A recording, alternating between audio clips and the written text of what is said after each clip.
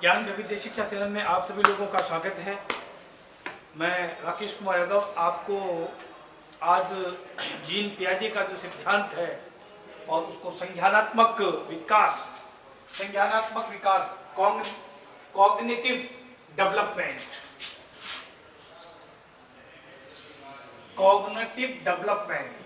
ये जो संज्ञानात्मक विकास है ये आपका बहुत इंपॉर्टेंट है। ये आपके बाल्यावस्था वाले पेपर में है, बाल्यावस्था और उसका विकास वाले पेपर में है। उसमें देखना, मैं लगातार जो मनोवैज्ञानिक का सिद्धांत है उसको आपको बता रहा हूँ। उसके ऊपर डेली मैं कुछ न कुछ अपलोड कर रहा हूँ आपके वीडियो, आप उसको देखिएगा और उसको write down in your notebook और उसको नोटबुक में लिखिएगा। तो जीन पियाजे के बारे में थोड़ा जानते हैं अपन क्या है। एक बार परीक्षा में ये पूछा गया जीन पियाजे कहाँ के मनोवैज्ञानिक थे, ये साइकोलॉजिस्ट कहाँ के थे, तो आप लोगों को ध्यान में है? नहीं ध्यान में। जीन पियाजे का जन्म जिनेवा में हुआ था। जिनेवा का नाम सुना है आपने कभी? जिनेवा की संधि पॉलिटिकल हिस्ट्री में आता है और अर्थात कहने का मतलब है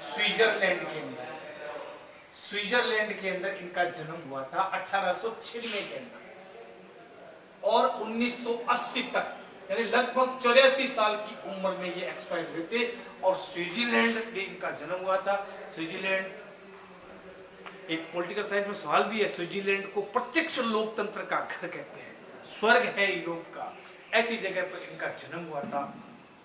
और इन्होंने क्या किया था, अपने बच्चों पर ही प्रयोग कर डाला था, जिसके कारण ये काफी सुर्खियों में रहे थे जीन पियाजे, क्योंकि इन्होंने अपने 2 लड़कियों और 1 लड़के के ऊपर अपना संज्ञानात्मक जो विकास सिद्धांत है उसको इंप्लीमेंट कर दिया था।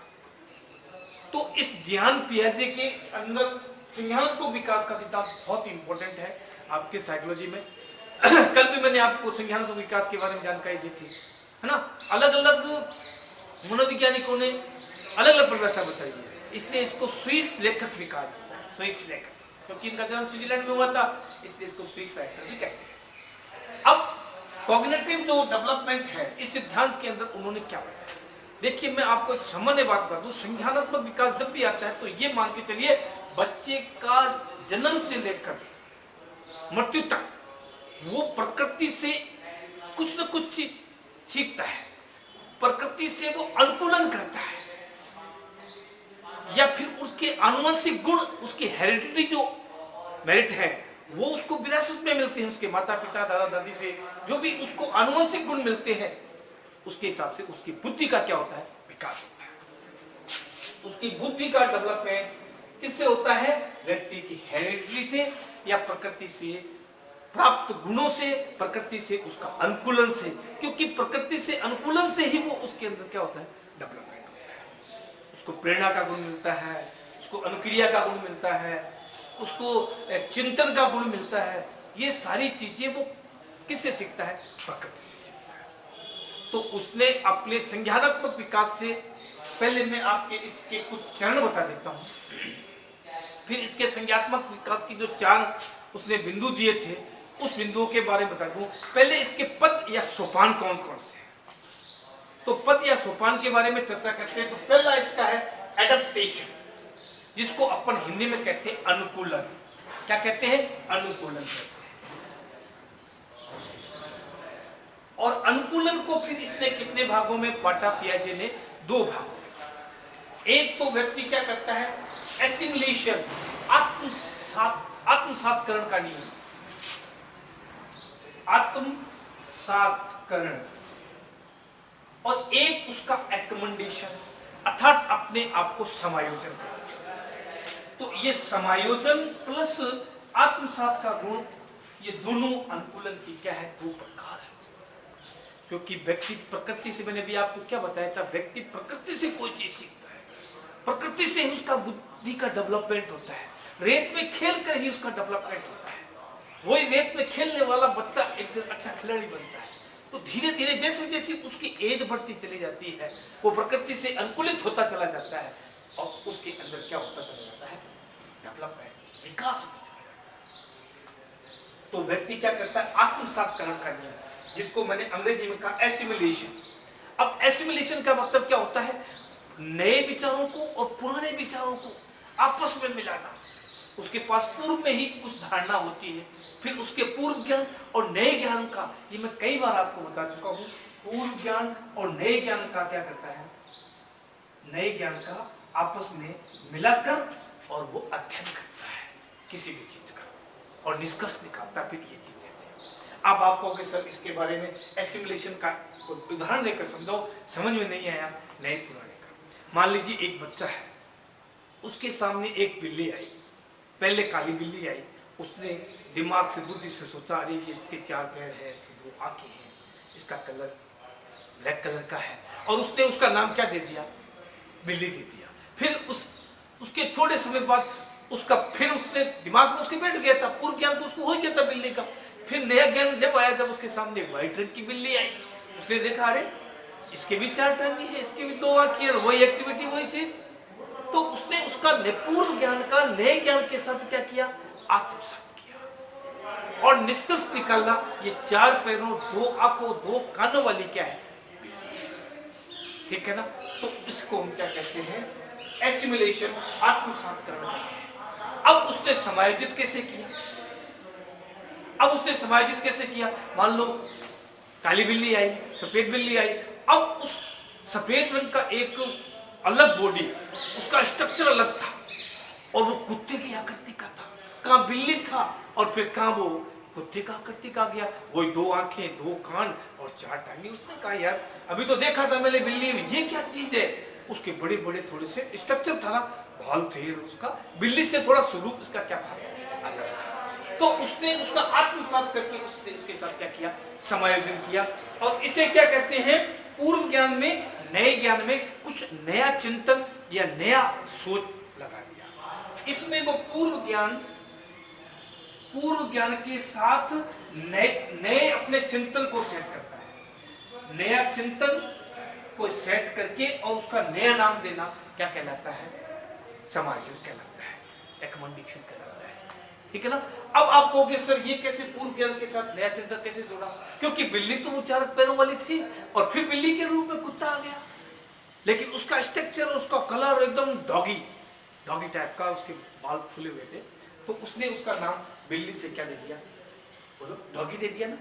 तो उसका कहने का मतलब है उसने प्रकृति से किस प्रकार अनुकूलन किया और उसको 2 श्रेणी में किस प्रकार से बांटा, किस प्रकार उसने बिल्ली, एक काली बिल्ली देखी, फिर सफेद बिल्ली देखी, उसने बिल्ली का नाम दे दिया, फिर एकदम उसी टाइप की दूसरी डॉगी आ गया, अब उसके समायोजित होकर उसने नया चिंतन करके उसमें नई चीज एडजस्ट कर दी, वो क्या कहलाएगा, बोलो समायोजित।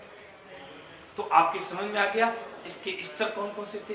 अब इसके बाद संतुलन उसमें बना लेता है, इन दोनों के बीच में व्यक्ति क्या करता है, संतुलन बना लेता है। तो आपका ये आत्मसात, समायोजन, संतुलन, और संतुलन एक बना लिया, और उसके बाद विकेंद्रीकरण और स्कीमा, और विकेंद्रीकरण और स्ट्रीमा। अब ये 4-5 जो मैंने आपको बताए हैं, 2, 3, 4, 5 है, ये 5 प्रकार के इसके क्या है, स्तर हैं, संज्ञानात्मक विकास के स्तर हैं। अब इसमें आप पूछोगे सर इसमें कैसे आता है, पूर्व ज्ञान, नया ज्ञान या आत्मसात और समायोजन का दोनों का जो स्वरूप है वो क्या कहलाता है, संतुलन सिद्धांत कहलाता है उसका। और फिर उसने क्या किया, विकेंद्रीकरण किया। विकेंद्रीकरण में क्या हुआ, कोई चीज उसने जैसे अध्ययन की, समस्या समाधान के लिए अलग अलग तरीकों को अपनाता है। इसमें क्या करता है, समस्या समाधान के लिए अलग अलग तकनीकी को अपनाता है, समस्या समाधान के लिए अलग अलग तरीके अपनाता है, और इसे क्या कहते हैं, विकेंद्रीकरण कहते हैं। और संतुलन में आत्मसात और समायोजन दोनों का स्वरूप को अपनाया। और इस स्टीमा के अंदर क्या होता है, उसको पहले ही कोई चीज ध्यान में होती है, पहले से ही कोई चीज क्या होती है, ध्यान में होती है, और उसके बारे में फिर वो चीज नई कोई चीज सीखता है, तो उसको क्या कहते हैं, स्टीमा कहते हैं। कोई चीज के बारे में जानता हूँ, मेरी स्कूटर है, मोटरसाइकिल है, इसके बारे में पूर्व में है, तो मेरे को पूर्व में क्या था, पहले से ही कोई चीज सेट दिमाग में थी, और फिर मुझे मालूम है इसको कैसे क्या करना है, कैसे चलाना नहीं चलाना। मैंने चलाई नहीं कभी गाड़ी, लेकिन मेरे पूर्व के अंदर मेरे ज्ञान में क्या था, सेट था, ये क्या कहलाता है? स्टिग्मा कहलाता है। विकेंद्रीकरण समस्या समाधान के तरीकों को अलग अलग ढंग से ढूंढना, और इसमें दोनों का आत्मसात्कार और समायोजन का दोनों का मिक्सर रूप स्वरूप क्या कहलाता है? संतुलन कहलाता है। और इसमें बिल्ली का उदाहरण, सफेद और काली का, इसमें मैंने डॉगी बना दिया। तो हम कितने चरणों से गुजरे? 5 चरणों से गुजरे, 5 स्तर से हम लोग गुजरे। तो आपके दिमाग में क्लियर हो गया, ठीक है ना? अब अपन जानते हैं कि जीन पियाजे का संज्ञात्मक जो विकास है उसके 4 चरण कौन कौन से, उसके बारे में अपन डिस्कस करते हैं। ये समझ में आ गया आपके? अब है अपना संज्ञानात्मक विकास, जो मेन टॉपिक अपना अब आया है। अपन ने अभी तक तो केवल स्तर का अध्ययन किया है। किसका अध्ययन किया? स्तर का अध्ययन किया। अब जीन पियाजे का संज्ञानात्मक सिद्धांत है, उन्होंने इसको 4 भागों में, कितने भागों में बांटा? 4। आपने पूछा सर बताइए 4 भाग कौन कौन से हैं, तो मैं आपको बताता हूं। इसमें पहला क्या है? इंद्रिया वाला, पेशीय इंद्रिया, क्रियात्मक स्तर, पेशीय या संवेदी, संवेदी बोल दो, संवेदी, पेशीय स्तर। और दूसरा मैंने क्या नाम दे दिया, बोलो बताओ? पूर्व क्रियात्मक स्तर, पूर्व क्रियात्मक स्तर। और फिर मैंने क्या बता दिया? पूर्व क्रियात्मक बता दिया। और इसके बाद मैंने क्या बताया? बोलो, मूर्त क्रियात्मक स्तर,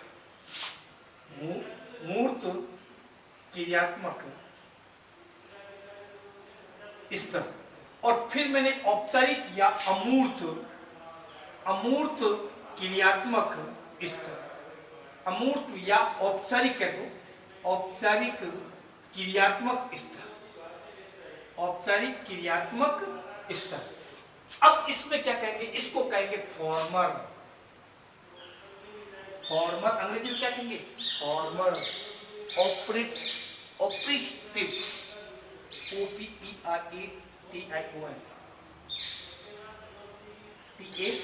OPERATION, ऑपरेशन सिस्टम, ठीक है? और इसको मूर्त को क्या कहेंगे? अमूर्त को कंसरेट, CON, कंसरेट operation system.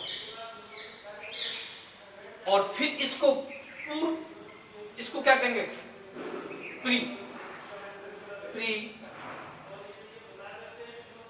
Pre operation system.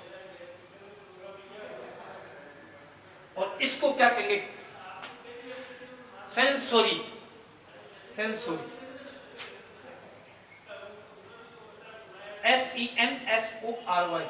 Sensory. और साइकोमोटर। एक मिनट देख लेता हूं क्या है, चारों देख के सही है गलत है। इसमें पहला तो है sensory motor stage, sensory motor stage. यहां पर सिस्टम के स्थान पर स्टेज कर देना, सिस्टम के स्थान पर क्या कर दे? स्टेज कर दे। अब आप देखिएगा, ये मैंने 4 बताए आपको। पहला क्या बताया? संवेदी पेशीय, पूर्व क्रियात्मक स्तर, मूर्त क्रियात्मक स्तर और अमूर्त क्रियात्मक स्तर। इन 4 स्तरों को उसने बताया। किसने बताया? जीन पियाजे ने, स्विस लेखक ने, स्विस साइकोलॉजिस्ट ने। अब इसके अंदर उसने अवस्था 0 से 2 साल के बच्चों को माना है। इसमें उसने 3 से लेकर या 2 से लेकर 7 तक, 3 से 7 तक, 2 से 7 तक मान लो, 3 से 7 तक मान लो, इसमें 7 से 11 मान लो, और इसमें 11 से लेकर आप कोई 14 मान लेते हैं, कोई 18 मान लेते हैं, 17 मान लेते हैं। ये उसने बच्चों की उम्र का विभाजित किया। इस अवस्था के अंदर 0 से 2, इसमें 3 से 7, इसमें 7 से 11 और इसमें 11 से 13 साल। अब आप कहोगे सर इसमें संज्ञानात्मक विकास का मतलब बौद्धिक ज्ञान, ज्ञानात्मक डेवलपमेंट, बच्चे के अंदर जन्म से लेकर और मैंने भी कहा था मृत्यु से लेकर प्रकृति से वो अनुकूल हो जाता है और अपने आप को सेट करने लग जाता है। इस अवस्था के अंदर बच्चा क्या करता है, संवेदी यानी उसकी जो इंद्रियां होती है, इंद्रिय, इसको इंद्रिय स्तर भी बोलते हैं, सेंसरी मोटर स्टेज भी बोलते हैं इसको। अब इसके अंदर देखना सुनना है ना, आंख नाक कान, इनसे बच्चा क्या करता है जन्म लेते ही वो हो जाता है।